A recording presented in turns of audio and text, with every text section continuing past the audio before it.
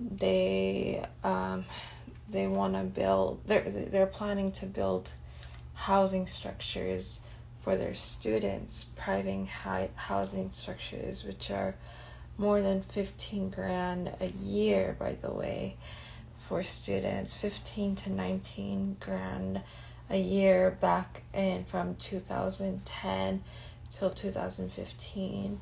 So I don't know what the price is now because of inflation and rising costs of student, just for students, so they're asking that much. They're robbing their students, basically. I was a former student, so they're robbing their students. They're asking for way too much money that people just don't even have, or maybe people have more than it, whatever, like the whatever it may be. And they're displacing people that live there. They live in the trees. They've lived there for decades, for centuries. So you're displacing the original people that have been there. You're displacing the ancestors. And I used to hang out at People's Park almost every single day. When I got really busy, it would be like once a week. I made friends with people at People's Park. I would go and I would check on them, like bring them water and like meals and stuff, and just like hang out, like medicine, hang out, just, see what they needed, see what the people, like what my friends were up to and stuff, Everyone was really chill, really amazing, really great. There were people that wanted their space, people who wanted to, collaborate together, But they really made Berkeley into the welcoming community. They really made, like, the Bay Area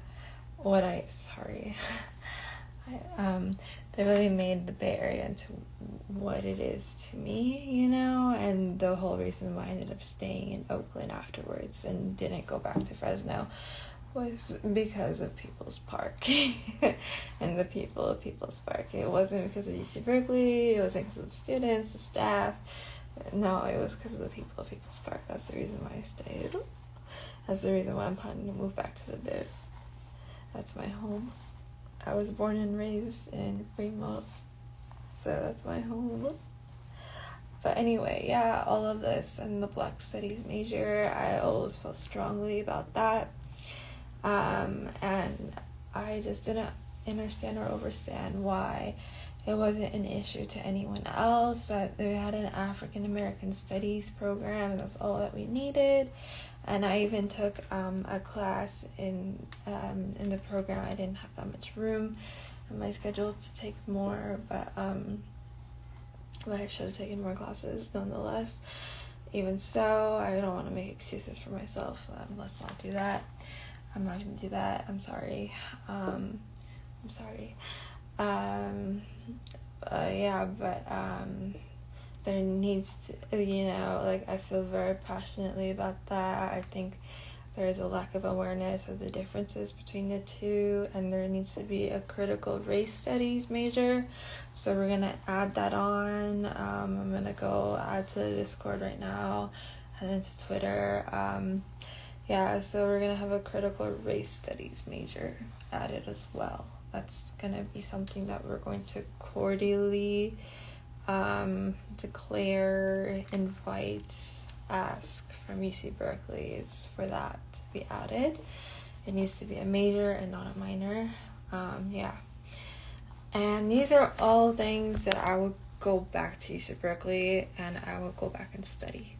I would go back and I would go back and study. Like, I would go back to school if they had these majors and stated, and if they had unions where everyone could unionize, and if they abolished ICE, if they abolished prisons, if they got rid of the police task force, their police force, they need to get rid of the police officers. I totally forgot to mention that.